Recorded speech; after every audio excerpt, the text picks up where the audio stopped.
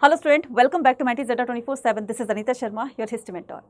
सबसे पहले तो आप सभी बच्चों को मेनी कॉन्ग्रेचुलेशंस, जो भी बच्चे क्लास 11 से 12th में आए हैं।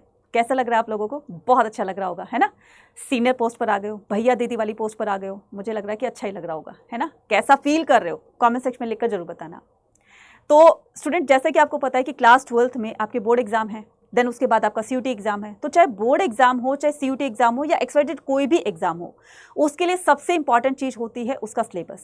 तो आज की इस वीडियो में मैं बताने वाली हूं आपको क्लास 12th हिस्ट्री का सिलेबस, जो कि आपको सीयूटी में भी काम आने वाला है। ठीक है, तो अगर आप चैनल पर नए हैं तो चैनल को सब्सक्राइब जरूर कीजिएगा, इस वीडियो को लास्ट जरूर देखना है, और इस वीडियो को ज़्यादा से ज़्यादा अपने नियर तक शेयर भी कर देना है, ताकि उनको भी सिलेबस के बारे में, साथ साथ में हमारी क्या स्ट्रेटेजी होने वाली पूरे साल के लिए, ये भी आपको मैं बताने वाली हूँ। तो वीडियो को लास्ट तक जरूर देखना है। ठीक है, तो स्टार्ट करते हैं क्लास 12th हिस्ट्री का सिलेबस। ठीक है, तो जैसा कि आप लोगों को पता होगा कि हमारी क्लास 12th हिस्ट्री के अंदर 3 बुक्स होती हैं, पार्ट 1, पार्ट 2 और पार्ट 3, है ना। तो पार्ट 1 के अंदर हम एंशिएंट हिस्ट्री को समझने वाले हैं, पार्ट 2 के अंदर हम मिडाइवल हिस्ट्री को, पार्ट 3 के अंदर हम मॉडर्न हिस्ट्री को समझने वाले हैं। ठीक है, अब ये पूरा का पूरा सिलेबस जो है वो 1 बाय 1 जानेंगे कि पार्ट 1 के अंदर आपके 4 चैप्टर्स हैं, जो कौन कौन से हैं। ऐसे पार्ट 2 के अंदर भी 4 चैप्टर्स हैं, पार्ट 3 के अंदर भी 4 चैप्टर्स हैं, है ना। तो ये कौन कौन से हैं, तो वैसे तो इसकी ऑफिशियल वेबसाइट पर भी पूरा का पूरा मिल जाएगा आपको, और मैंने भी यहाँ पर बता दिया है। ठीक है, लेकिन मैं आपको पूरा एक ऑथेंटिक इंफॉर्मेशन देने वाली हूँ, जो कि हम ऑफिशियल वेबसाइट पर, सीबीएसई की ऑफिशियल वेबसाइट से ये पूरा का पूरा सिलेबस यहाँ पर बताया हुआ है। तो सबसे पहले हम पार्ट 1 की बात कर रहे हैं। देखो बच्चा, तीनों बुक्स की इक्वल वेटेज है, तीनों बुक से आपके 25 मार्क्स के आपके क्वेश्चन आने वाले हैं। 5 नंबर का आपका आने वाला है मैथ बेस्ड क्वेश्चन। तो टोटल आपका बोर्ड एग्जाम का क्वेश्चन पेपर कितना होगा? वो होगा आपका 80 मार्क्स का। ठीक है, तो पार्ट 1 के अंदर जो कि हमारी एंशिएंट हिस्ट्री है, उसमें हम कौन कौन से चैप्टर्स पढ़ने वाले हैं, यहाँ पर देखिए। ब्रिक, बीट्स एंड बोन, जिसमें हम हड़प्पा सिविलाइजेशन के बारे में सब कुछ जानने वाले हैं। देन उसके बाद kings, farmers and town, Harappa civilisation के डिक्लाइन होने के बाद कैसे नए नए महाजनपदों का इमर्जेंस होता है, कैसे नए नए राजा बनते हैं, नई सिटीज और टाउन बनते हैं, कैसे डेवलपमेंट होती है, वो सारा हम सेकेंड चैप्टर के अंदर पढ़ने वाले हैं। Kingship, caste and class, kingship क्या होता है, कास्ट, ये जो ब्राह्मण, क्षत्रिय, वैश्य, शूद्रास बने, ये कास्ट कब किसने क्यों बनाई थी, है ना। साथ साथ में टाइप्स ऑफ मैरिज, ये सब कुछ हम डिस्कस करने वाले हैं, समझने वाले हैं हमारे चैप्टर 3 के अंदर। उसके बाद थिंकर्स, बिलीव्स और बिल्डिंग, इसमें हम जैनिज्म, बौद्धिज्म के बारे में पढ़ने वाले हैं, किस तरीके से थिंकर्स ने आकर के सोसाइटी को रिफॉर्म करने की रिस्पॉन्सिबिलिटी ली, वगैरह वगैरह। ठीक है, स्तूपास के बारे में भी। देन उसके बाद ये पूरा का पूरा 4 चैप्टर्स कवर करेंगे आपके 25 मार्क्स। ठीक है, देन उसके बाद हमारी आएगी बुक सेकंड। ठीक है, बुक सेकंड आएगी पार्ट 2, जिसमें हम सबसे पहले करेंगे हम चैप्टर 5 करेंगे, जिसमें हम through the eyes of traveller. तो इंडिया के अंदर कौन कौन से ट्रैवलर्स आए, कब कब आए, उन्होंने इंडिया को विजिट करके इंडिया के बारे में क्या अपना एक थॉट रखा, यानी कि उनकी सोच क्या थी इंडिया के बारे में, जो उन्होंने अपनी बुक में लिखा। तो ये कौन कौन से ट्रैवलर थे, कौन सी उनकी बुक थी जिसमें इंडिया के बारे में क्या कुछ लिखा था, हम इस चैप्टर के अंदर समझने वाले हैं। ठीक है, 10th से लेकर के 17th सेंचुरी के बीच में। भक्ति सूफी ट्रेडिशन, है ना, भक्ति सूफी ट्रेडिशन में changes in the religious belief and practice. अब यहाँ पर धीरे धीरे लोग भक्ति की तरफ कैसे बढ़ेंगे आगे, है ना, किस तरह से लोगों के मन में ये भक्ति की भावना आएगी, कहाँ से स्टार्ट होगी, और कितने ये बहुत तेजी से ये स्प्रेड होती है, वो सारी चीजें हम भक्ति सूफी ट्रेडिशन के अंदर पढ़ने वाले हैं, 8 से लेकर के और 18th सेंचुरी के बीच वाला दौर। उसके बाद आता है हमारा an imperial capital of Vijayanagar. Vijayanagar जो कि दुनिया की सबसे खूबसूरत सिटी में से एक माना जाता था, जो कि इंडिया का था, है ना, तो इसलिए हमें प्राउड भी होता है कभी कभी, राइट। तो 14 से लेकर के और 16th सेंचुरी के बीच में, ठीक है, ये वाला जो दौर था, ये विजयनगर एम्पायर वाला दौर था, जिसमें हम पूरा का पूरा विजयनगर के बारे में समझने वाले हैं। इसमें कौन कौन सी डायनेस्टीज ने रूल किया और कैसे इसका लैंड एक्सपेंशन किया, कैसे इसको इतना प्रॉस्पर बनाया, वगैरह वगैरह। ठीक है, नेक्स्ट आता है पीजेंट, जमींदार एंड द स्टेट। इसमें हम अकबर के रीजन के बारे में बात करेंगे कि अकबर के शासनकाल में किस तरीके से अगेरियन सोसाइटी हुआ करती थी, कृषक समाज हुआ करता था, किस तरह से उनसे रेवेन्यू कलेक्ट किया जाता था, कौन कौन से जो एक पोस्ट होती थी उनको क्या कहा जाता था, है ना, और साथ साथ में कौन कौन सी कल्टिवेशन की जाती थी, किस तरीके से उनका सोर्स ऑफ इनकम होता था, वो सारी चीजें, यानी कि एग्रीकल्चर डिपार्टमेंट के बारे में सारी चीजें हम आईने अकबरी से भी यहाँ पर क्वेश्चन आते हैं, तो इसमें हम पढ़ने वाले हैं। ठीक है, उसके बाद हम पढ़ेंगे पार्ट 3 की तरफ, जो कि हमारी होगी मॉडर्न हिस्ट्री की। तो फर्स्ट चैप्टर करेंगे हम इसके अंदर, जो कि हमारा चैप्टर 9 है, colonialism and the country side. East India company ने इंडिया पर कैसे रूल करना स्टार्ट किया, और ये सबसे पहले रूल करना स्टार्ट किया बंगाल से। बंगाल में क्यों, कब, कैसे, इसी पूरी की पूरी हिस्ट्री जो है वो जानेंगे हम इस वाले चैप्टर के अंदर। उसके बाद रिबेल्स एंड राज, 1857 के रिवोल्ट के बारे में बहुत कुछ सुना होगा हमने, है ना। तो इसके बारे में पूरी की पूरी हम यहाँ पर समझने वाले हैं इस वाले चैप्टर में, रिबेल्स एंड राज में। इसके कॉजेज क्या थे, कंसिक्वेंसेस क्या निकले, है ना, और किस तरीके से इससे इंस्पायर होकर हमारे नेशनल मूवमेंट जो है वो बनते हैं, ठीक है, लॉन्च किए जाते हैं। और फिर यहाँ पर आता है Mahatma Gandhi and the nationalist movement, बहुत इंटरेस्टिंग चैप्टर है और यहाँ से बहुत सारे क्वेश्चंस आपके डेट वाइज क्वेश्चंस आते हैं, ठीक है। तो महात्मा गांधी नेशनलिस्ट मूवमेंट से सिविल डिसओबीडिएंट मूवमेंट, ठीक है, और नेशनल मूवमेंट, बहुत सारे नेशनल मूवमेंट के बारे में समझने वाले हैं।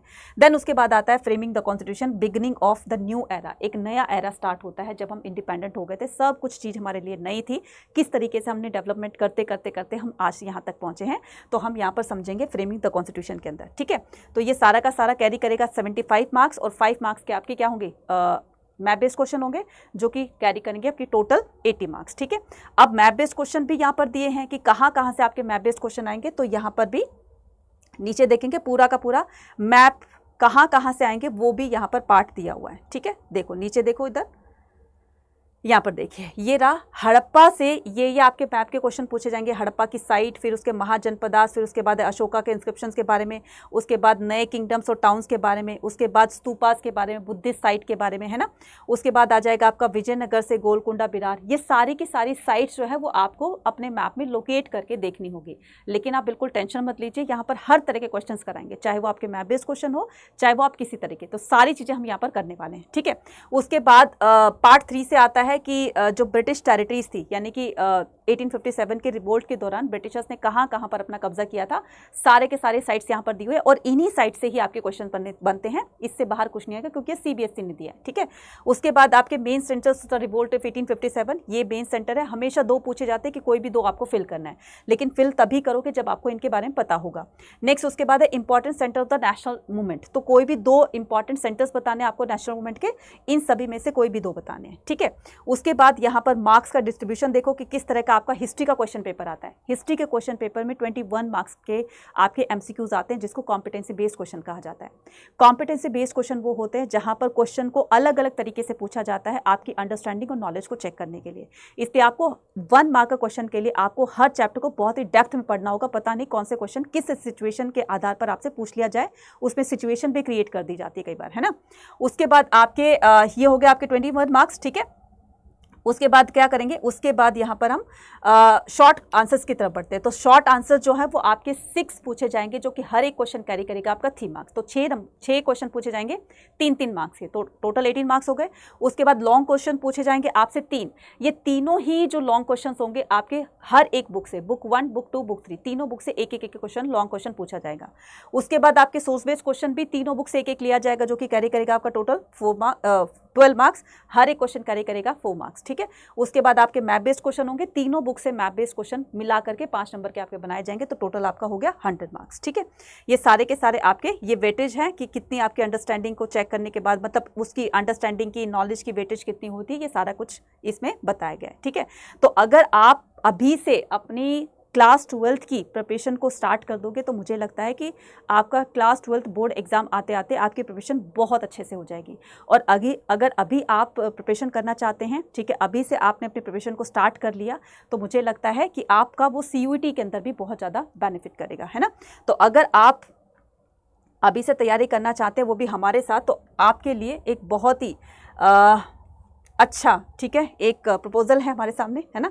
ये प्रपोजल क्या है कि क्लास 12th के बच्चों के लिए साइंस, कॉमर्स, आर्ट्स या फिर आपका जो CUET के लिए GT लैंग्वेज है, खैर वो बात की बात है, लेकिन साइंस, कॉमर्स, आर्ट्स तीनों स्ट्रीम्स के लिए ये है कोर्स बैच निकाल दिया गया है। तो ये है फाउंडेशन बैच, तो जाकर के इसमें एनरोल कर लीजिएगा। अगर आप स्टार्टिंग से ही इसमें एनरोल कर लेंगे तो कहीं पर आपको जो ट्यूशन्स वगैरह लगाते हैं वो लगाने की जरूरत नहीं है, कि साथ में आपको पूरा का पूरा स्टडी मटेरियल दिया जाएगा, PDF होगी, नोट्स होंगे, है ना, हम आपको पढ़ाएंगे, डेली आपको पढ़ाएंगे। तो इससे आप अपने, चाहे वो क्लास टेस्ट हो, चाहे वो आपका यूनिट टेस्ट हो, चाहे वो आपका सेमेस्टर एग्जाम हो, चाहे वो आपका प्री बोर्ड हो, बोर्ड हो, तो सभी आपको जो है इसमें अच्छा स्कोर कराने के लिए ये जो बैच है, ये जो कोर्स है, आपके लिए बहुत बहुत ज़्यादा फायदेमंद रहेगा।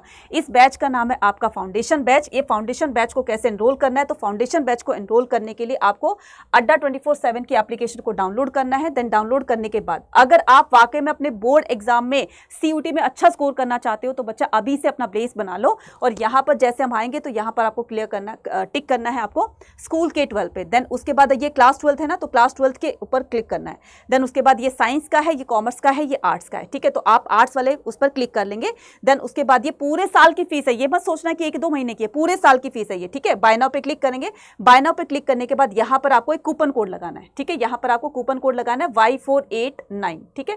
ये कूपन कोड अप्लाई कर देना। तो जैसे आप इसको अप्लाई करोगे तो ये पूरे साल की फीस है 3177, जिसमें हम आपको पढ़ाएंगे history, political science, geography, economics, चारों सब्जेक्ट आपको पढ़ाने वाले हैं।